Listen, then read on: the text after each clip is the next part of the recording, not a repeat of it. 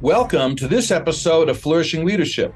I'm your host, Guy Rogers, and our mission here is to help you unleash the full potential of your leadership calling. You can find out more about Flourishing Leadership at flourishing-leadership.com.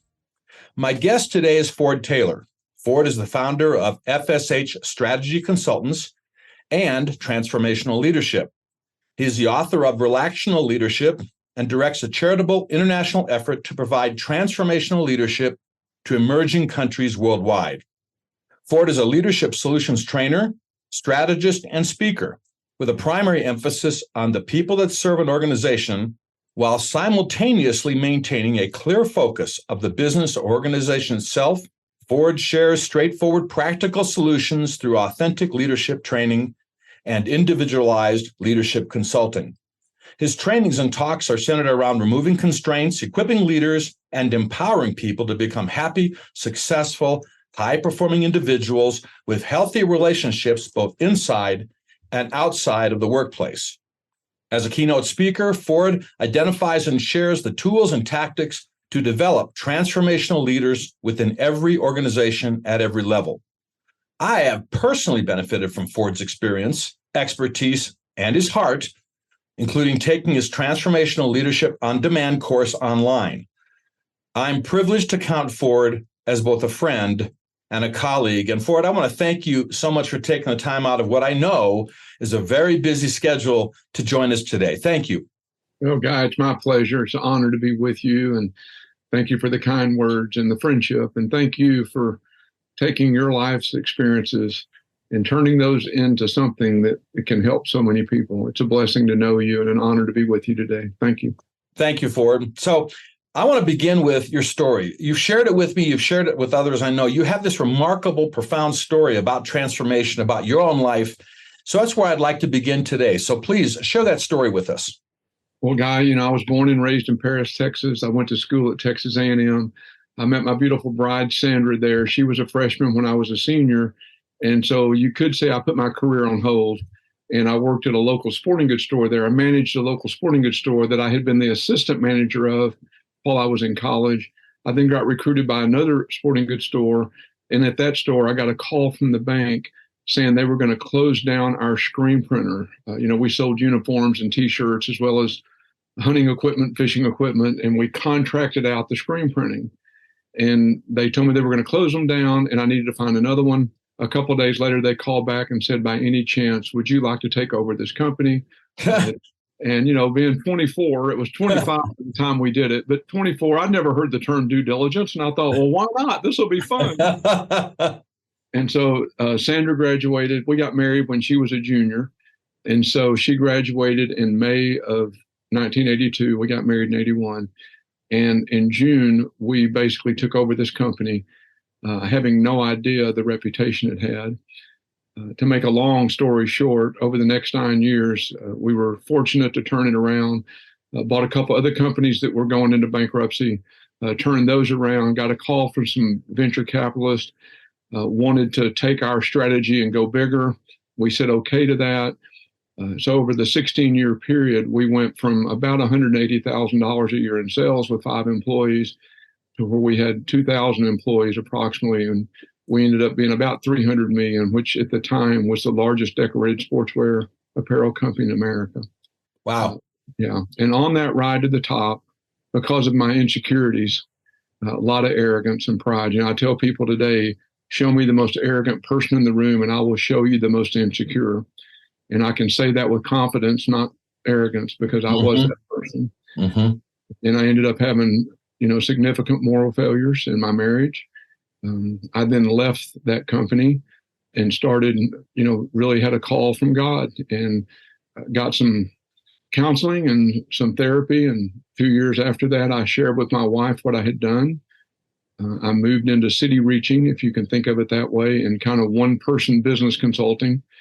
And I'll never forget, I gave a message in Cincinnati in June around transforming the city at the Aronoff Center, the convention center downtown. Gave it 4 times on a Thursday.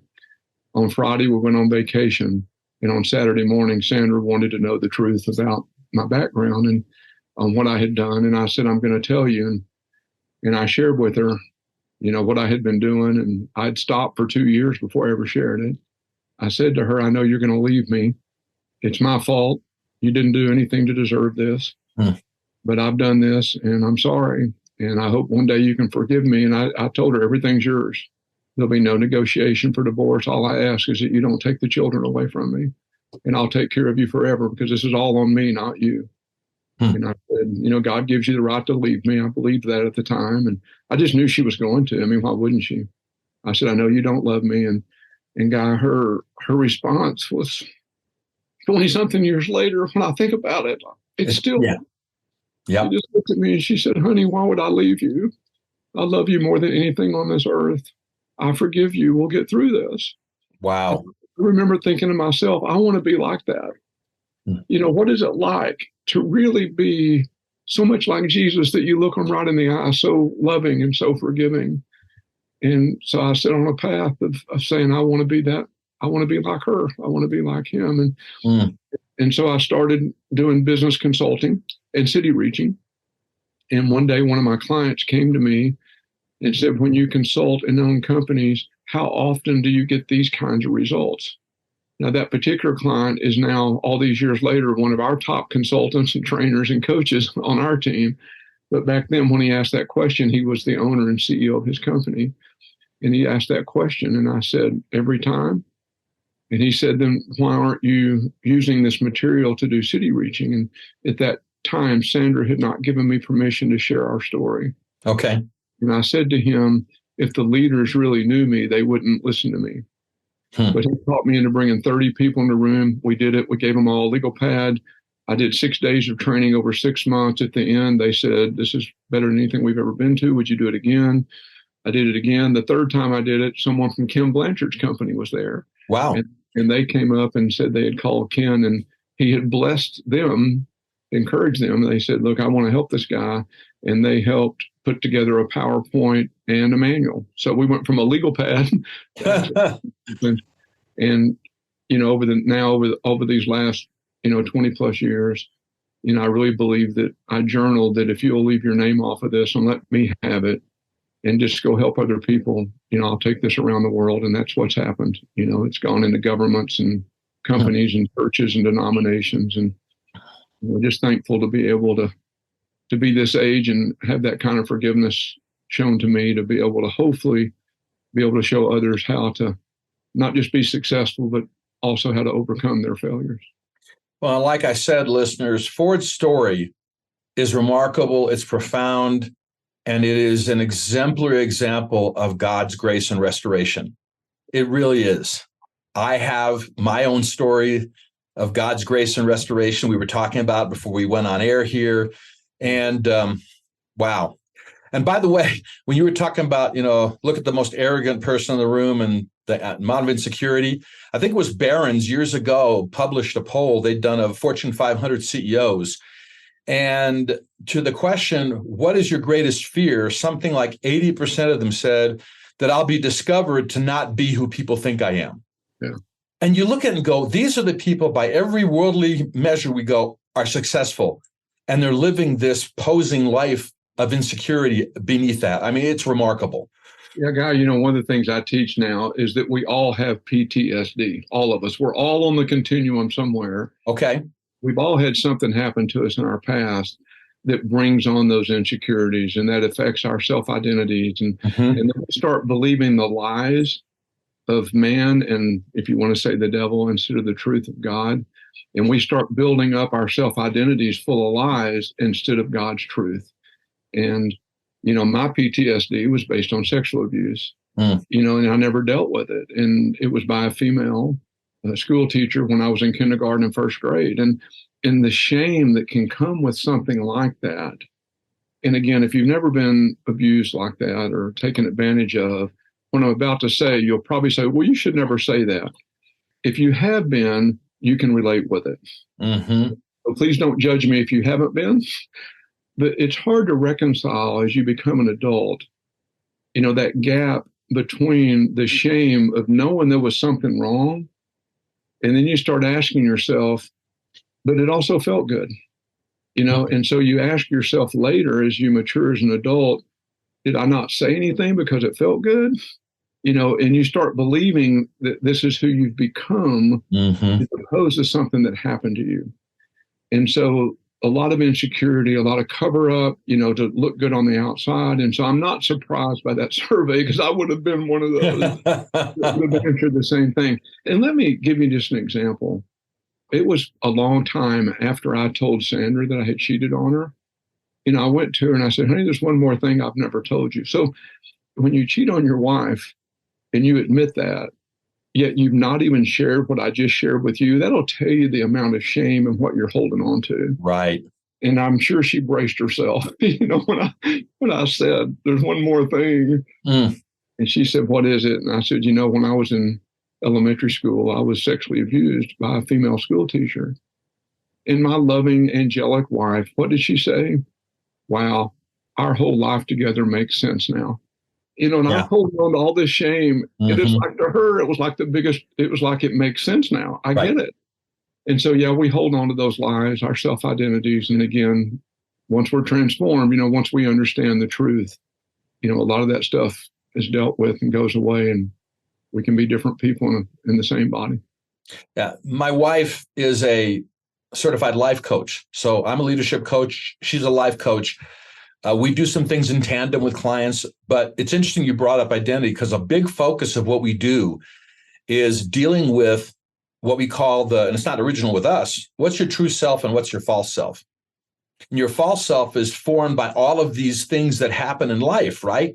And they create these things about us. So we start believing. And so the first lesson really in leadership here is recognizing, right, that we have, I like what you put, some place on the continuum of PTSD that has marred and distorted and damaged our true identity in Christ. That's correct. And it's funny because the same kind of terminology, I use real self and ideal self. Who do we put ourselves out to be or aspire to be, and who are we really? And what I found over all these years, Guy, is the gap. The bigger that gap is, the more stress that we have in our lives. Mm. The more we can close that gap in who we really are and who we aspire to be, or who we really are and who we put ourselves out to be, the more narrow that gap, the less stress we have in our lives. Well, that makes a lot of sense. And the less stress we have, the more our bodies heal.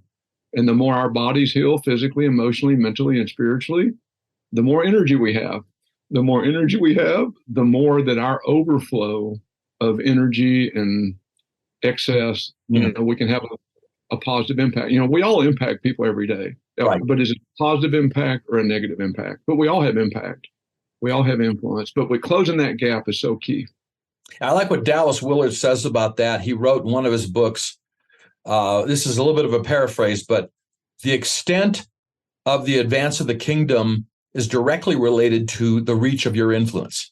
That's it. That we advance the kingdom through our influence, each of us who walk with Christ. And that's what you're talking about right there. And as you know, Guy, when I talk about leadership, I'm talking about influence. I'm not talking about, I tell people, leadership is not about a job or a position. It's a lifestyle. And leadership is about influence. And for us, most people probably listening to this podcast have 5 levels or 5 areas of influence. We have influence up, which be to our boss. It could be to our parents. It could be to our sports coach, our classroom teacher. But one level of influence is up, even though they would be considered our leader. No, we're a leader too, because it's based on influence. Another area of influence is across. That's with our peers. That's the people we work with, our neighbors. If we're on a sports team, it's the players that we play with. Another level, I don't like this term, but just to make it easy, I'll say down. We have influence with our children. Mm-hmm. We have influence with our employees. If we're the coach, if we're the teacher, we have influence with our classroom, our sports team. The 4th level of leadership that a lot of people don't think about is the influence that we have with ourselves. And for us to have influence with ourselves, we have to do what you said a couple minutes ago. We have to identify what are those areas that we need to change. What are those areas, whether it's brokenness or whatever it is, that we can grow our influence with ourselves so we can influence those other 3 groups. And then the 5th level of influence is our influence with God. And in so many places, the Bible tells us, if you'll do this, right, I'll this. Yep. And so often we don't have a ton of influence with God because we don't do the dependent events. And a lot of that's because of our insecurities. And so it all is this big circle. And so when I use the word organization, I'm talking about any time two or more people are in a relationship. So an organization can be a marriage, it could be a family, it could be a classroom, a business, even a city or a nation. And so when you think about an organization, we're all part of multiple organizations. And on this podcast, we should have 5 levels of influence in every organization we're a part of. And I think what Willard said is true. If we get ourselves cleaned up the best we can, we're never going to be totally cleaned up, let's face it. Right. Okay. Right. But the more that we can do that, the more influence, and I'll say positive influence, because we have 5 levels of influence. Either way, it's just a matter, is it positive influence or negative influence? Right. In the organization we're a part of. So. One of my favorite scriptures is Romans 8:29. We're all familiar with Romans 8:28. God works all things together for good. We all quote it, but we forget that when he says about called according to his purpose, he then goes to 8:29 and says, you have been predestined to be conformed to the image of his son. When you talked about closing the gap, that's what I see. That as we are more conformed to the image of Christ on a day-by-day basis, it's a journey, not a destination. We don't arrive, but we journey it. That gap closes, we become more like Christ. As we become more like Christ, our influence not only is more positive, but it also expands. Yeah. Right? Guy, I love that. That's one of my favorite teachings to teach on, is because it even gets better. Okay, because it does say right before that, sometimes you'll be so screwed up, you won't even know what to pray for. But don't worry about it. The Spirit will pray on your behalf. Why? Mm-hmm. All things work the good of those who love the Lord. And you said it, and are called according to his purpose. And then he gives us the purpose. Yep. Right? To be called to become like Jesus.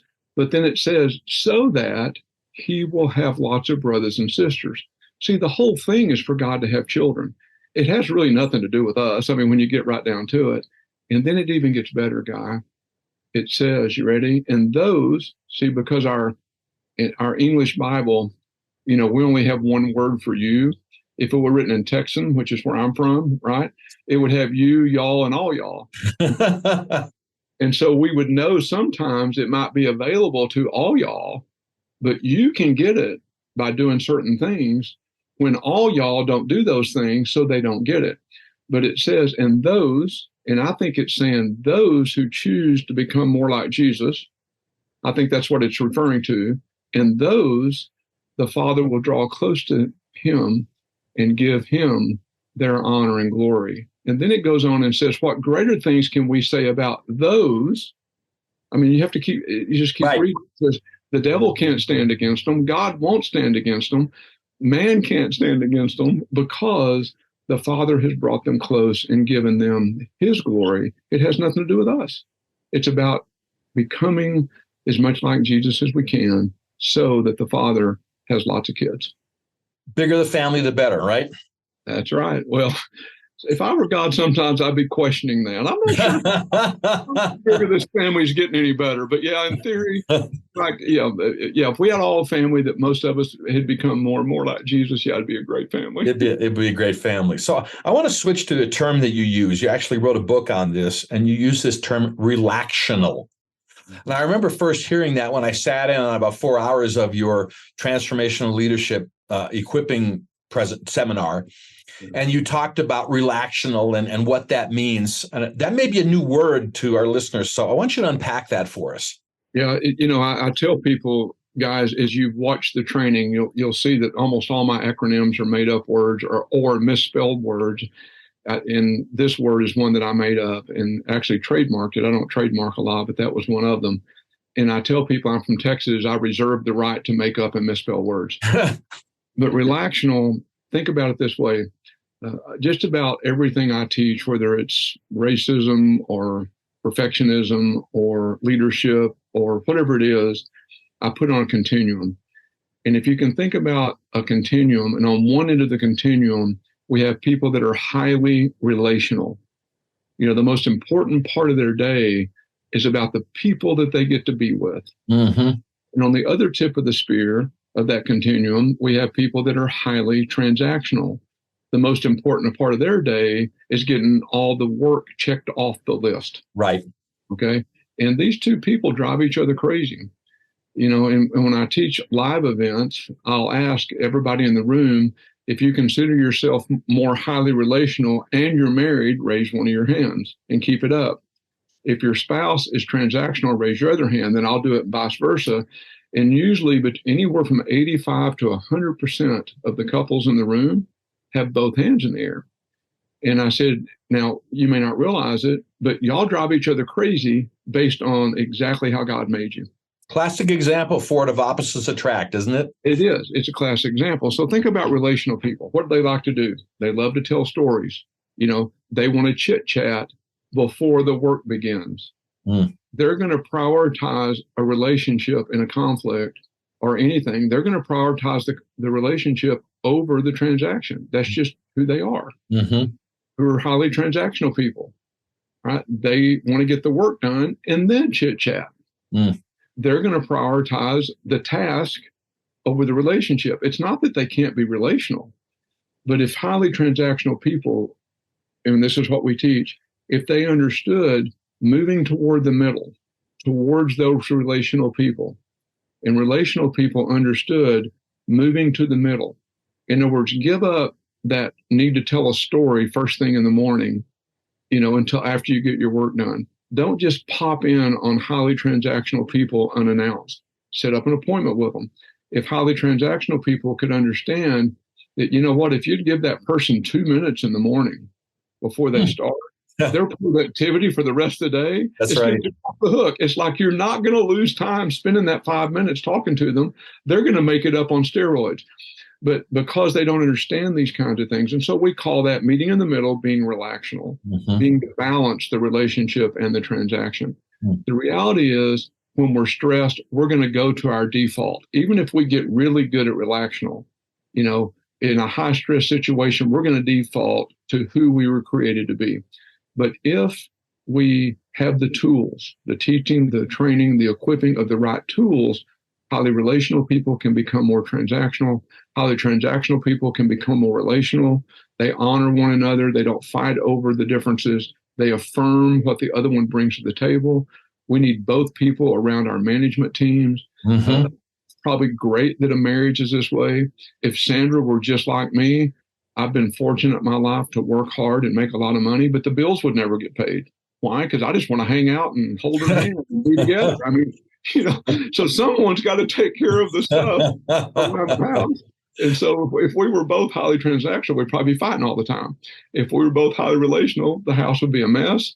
And so it's probably good that we are, and we've learned over the years to meet in the middle, but still her default is transactional, mine relational, and it's probably a good thing. So listeners, think about yourself for a moment. Based on what Ford has described, where do you fall in the continuum? Transactional or relational? I know for me, transactional. And I was highly transactional. I mean, it was to-do list, get it done, get it done.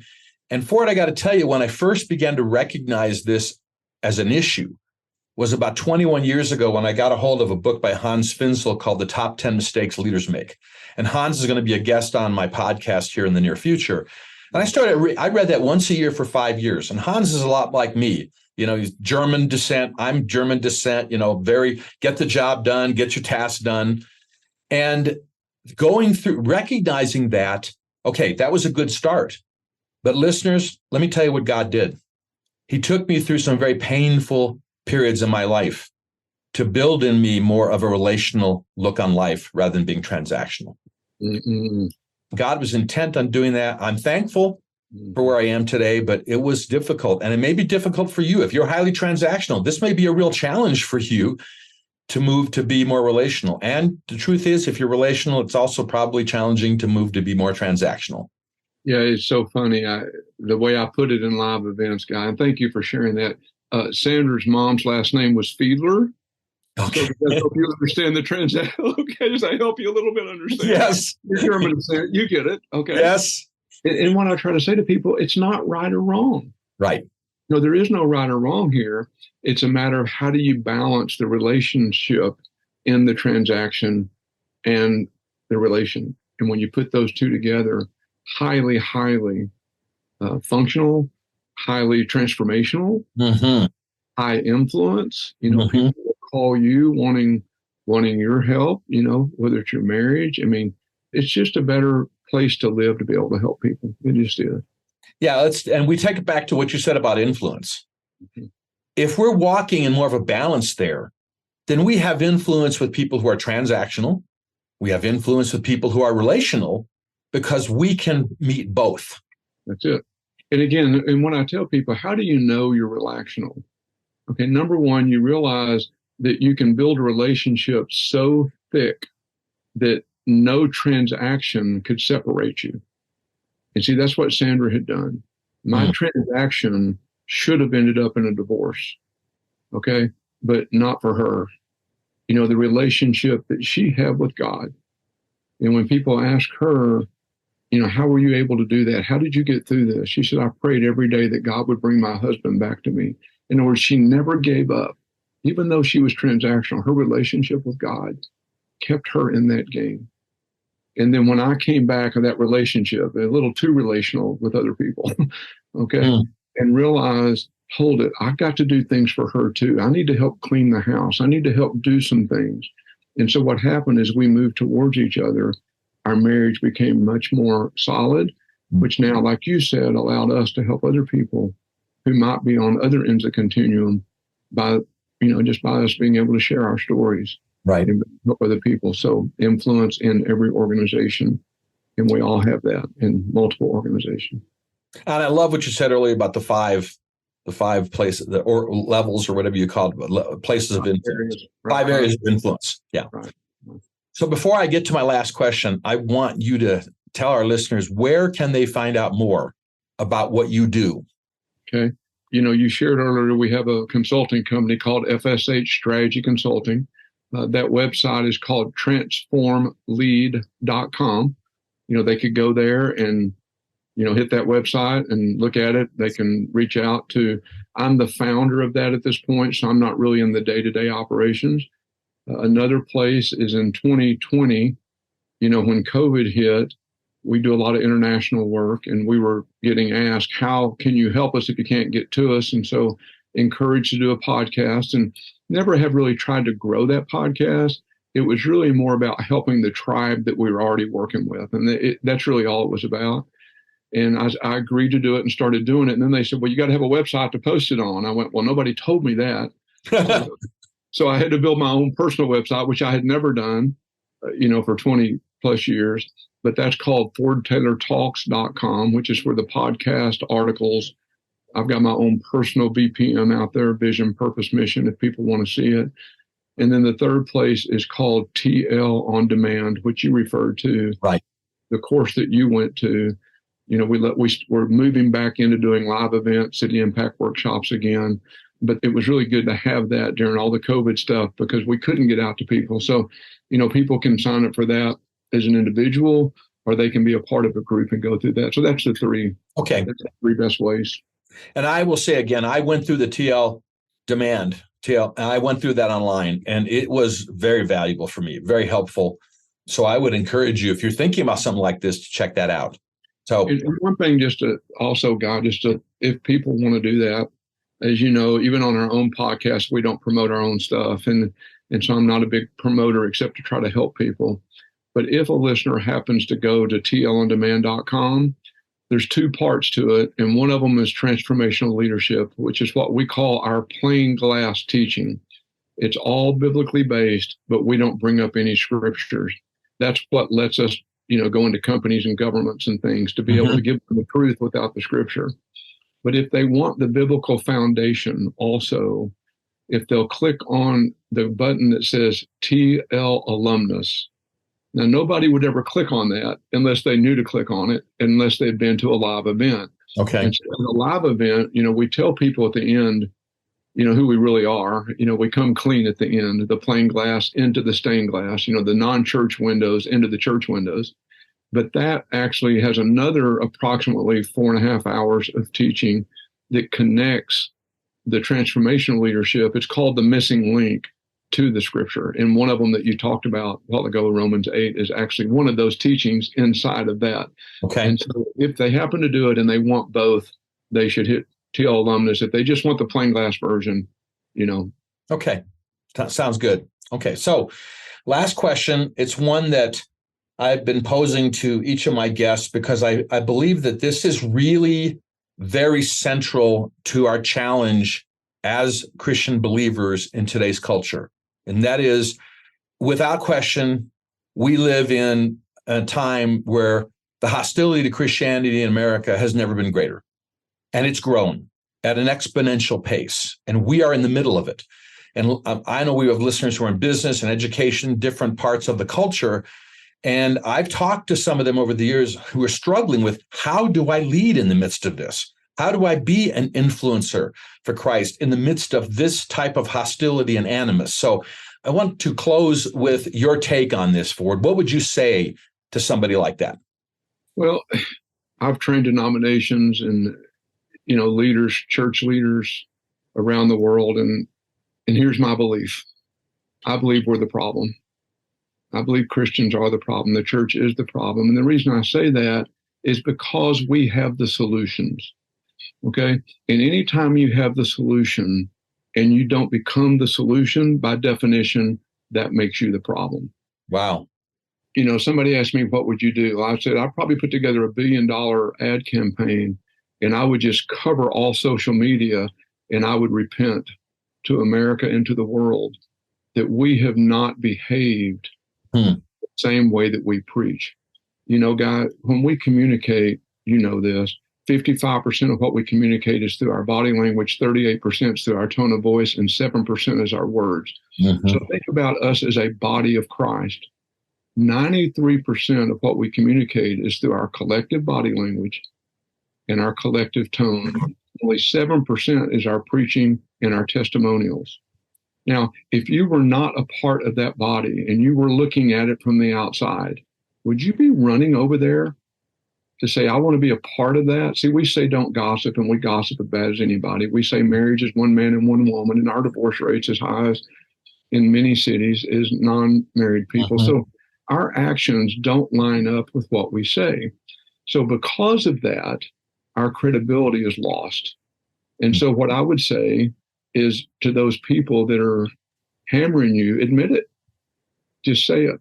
And let me just say a quick story here. So I was doing a training like this, one of our trainings in Orlando, and there were a couple ladies in the room that one of a company that I actually served on their board for 26 years, and they send a lot of their company employees to our trainings. And there was a couple there, a married female couple. And one of my friends happened to go to Orlando and looked at the lady, not knowing that the other lady was her spouse, and affirmed her on how glowingly she spoke about her husband. Mm. And he didn't mean to do anything wrong, okay? But it came out as he was being judgmental. Okay. And you have to know this guy. He's one of the most loving, sweetest men on the planet. And so he didn't mean anything by it. But after a couple of days of training, going into the third day, which is when we do the missing link, at the end of the second day, this couple came and asked me to go to dinner with them. And I said, sure. And at dinner, they said to me, you're different. You don't look like other Christians that we come into contact with. Could you help us with that? And I said, I'm happy to. I said, are you open to the truth? They said, we are. I said, well, here's my concern. If I'm not up hammering you on your lifestyle, why are you coming after me so hard on mine? Oh. Because you said I'm different. I'm not judging you. So why is it that you would judge me if I believe that it's one man and one woman? Huh. And then led them to Jesus.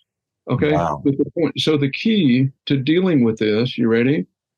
Is vulnerability, it's transparency, it's admitting where we've messed up, it's unconditional love, it's unconditional forgiveness.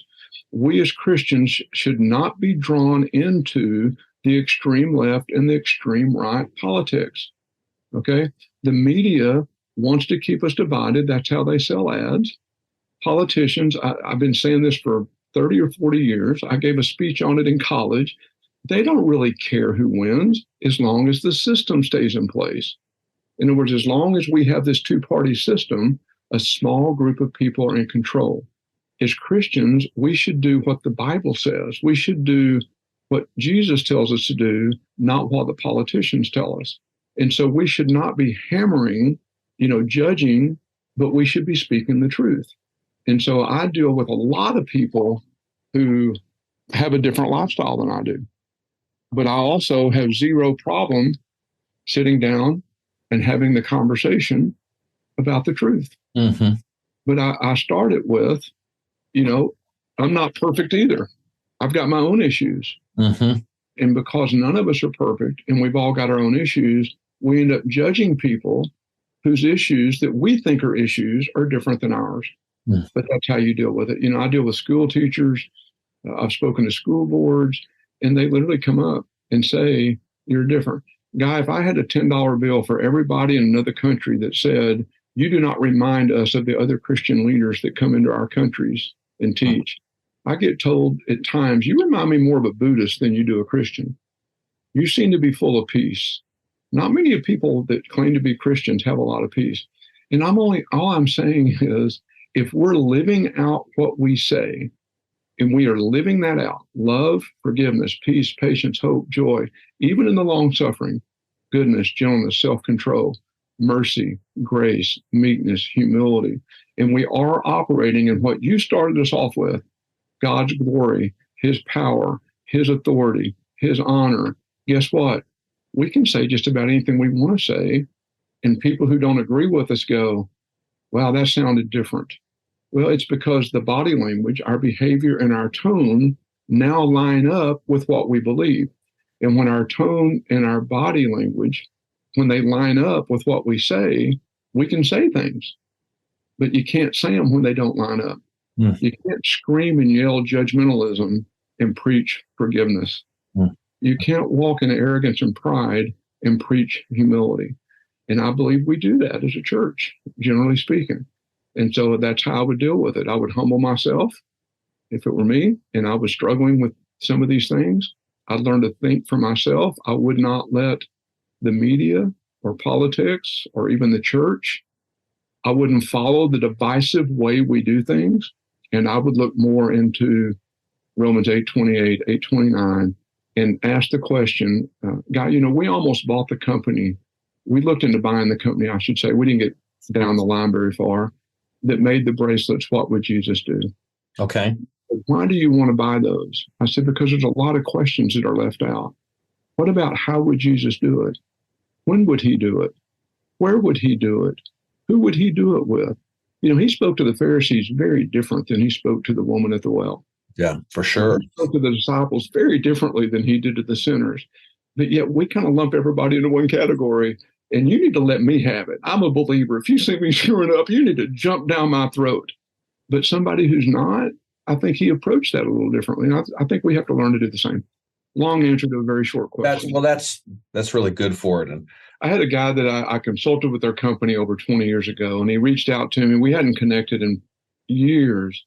And we had coffee, and he said, I'm thinking about the company that we consulted with got sold. $3.6 billion. I wish I'd have taken some ownership in that one. And anyway, so the new company's culture was not anywhere near the old company's culture. So he's thinking about leaving, and he wanted to know what it would take to come work with us as one of our consultants, and love to have him, right? And as we talked about it, and he said, what would that take? And I shared it with him. And I said, well, we do have one dilemma. And he said, what is that? I said, your faith is very different than mine. You're somewhere between agnostic and atheist. And the reason that we certify people, because we get a lot of questions on where does your material come from, and we have to be able to answer it. Mm-hmm. I said, but just so you'll know, I've never said this to anybody before. Even though you may not be able to work with us officially, I care enough about you that I would make this material available to you, and I will help you get your consulting company off the ground. He teared up and said, you would do that for me? And I said, absolutely. He said, why? I said, you're brilliant. I said, you live as much of a Christian lifestyle of anybody I've ever met. Even though you don't believe it, you're just one of those people. Well, we met 3 or 4 more times, and then third or fourth meeting, I was continuing to help him, and I want to help you get your company off the ground. And I called him. I said, would you agree that you're a man of facts? Because he's an actuary. Okay. You know what? That's a fact. Oh, yeah. and I'm a man of faith. He goes, yeah, but I have some faith too. I believe in a higher power. I agree with that. And I said, would you consider reading a couple of books? He goes, I'd do anything you asked me to do. Now, see, if I'd asked him to read these books at the first meeting, we probably never would have had the second meeting. Of course. But 4 meetings later, I said, I want you to get these 2 books written by a pre-believer that was an atheist called A Case for Faith and A Case for Christ. Yeah. He read them. He came to my home. You should see all the markings he had in these books. He sat at the table, goes, I'm giving everybody I know these books. He goes, this is amazing. And he said, the most important part, you ready, is where it talks about what an authentic Christian is. Mm-hmm. He said, I've gone back through my life. I'm 50-something years old. I only know 3 based on that definition. And so, God, one of the things we teach is a 6-step apology. Yeah. And so I looked at him and I said, may I say something to you? He said, yes. I said, you probably thought I was one of those people 20-something years ago, and I was not. I was cheating on my wife. I was not an authentic Christian. And I know you put me down as one of those 3, and I was wrong, and I'm sorry. And I'm asking you, if you could find a place in your heart to forgive me, if you would forgive me for that and hold me accountable if you ever see anything in me that's not authentic, that doesn't line up with what I say. And I said, is there anything else I owe you an apology for? He goes, of course I forgive you. Tears in his eyes. When he's walking out the door, I said, I have a question for you. He said, yeah. I said, is there any chance you would let me pray for you the next time we're together? He goes, of course I would. I said, I only need 30 seconds. In the meantime, he went to a chiropractor that I go to, and there's a place there, they do a certain kind of procedure. And that particular man if you walk in his room, it's like the Spirit of God's just in there. I mean, just gentle. Anyway, so the next time he comes, we're in our basement, and he says, can I share something with you? And he shared with me that he had 2 dreams. Okay. And he gave the 2 dreams to this man that was treating him. He said, can I read to you the interpretation? Can I tell you about the dreams? He did. He said, can I give you his interpretation? And the interpretation was, it's too long of a story to go too deep. He said that the interpretation is that you're about to have a revelation that's going to change your life forever. Wow. And we're sitting there, and I said, so I called him by name, and I said, so what is that revelation? And he talked circles around it. I said, come on, man, what's the revelation? And he said, Jesus Christ is the Son of God. With tears pouring out of his eyes. I said, hey, now look, I can either help you get your consulting company going, or you can come work with us. He goes, I want to work with you guys. I said, but my whole point is, it took about a half a dozen meetings of loving him and giving him a chance, an opportunity to figure it out on his own, to let the Spirit move in his life. We prayed together. And then he wrote his VPMOs, the vision, purpose, mission, objective, strategies, and action plans. He started with his tombstone. He wrote his eulogy. He wrote his values. Then he wrote his VPMOs. So he sent it to me. It's one of the most faith-filled. And he's telling me he is spreading the gospel everywhere now. Wow. But see, what happens is most of us would have just responded, can't work with you. Yeah. You don't believe the same way I do. Instead of, you know what, I'll make my material available. Because you live a lifestyle far greater than most of the believers I know, and I want to help you.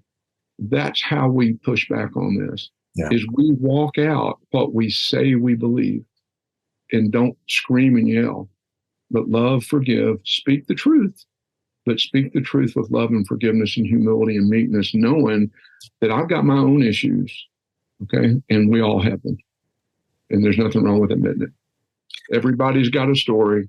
Yep. Only those too prideful to admit it have the ability to judge others. That's good, Ford, and that's a really good way to end this up. Listeners, I knew this would be a really good conversation, and I hope that you have gained a lot. Ford, thank you for, again, joining us today, taking the time, sharing your heart, sharing your experience, sharing your wisdom. My friends, as a certified professional leadership coach, I have the privilege of working with leaders like Ford, of all ages and backgrounds, C-level executives, nonprofit leaders, small business owners, self-employed professionals. I'm passionately driven to help each of these men and women be better servant leaders every day. In this podcast, my goal is to help you do the same. That's my calling, my mission, and I hope that we've accomplished that to some end today with my friend Ford Taylor. If my message today speaks to you, please subscribe to this podcast on your favorite podcast app, or you can find it on YouTube. at Flourishing Leadership. That's my YouTube channel. Please let your friends and colleagues know about it. Check us out at flourishing-leadership.com, where you can learn more about my leadership coaching approach and methodology, how it can help you, and also where you can find all of these podcast episodes. Why? Because today, your leadership, flourishing leadership, has never been more needed.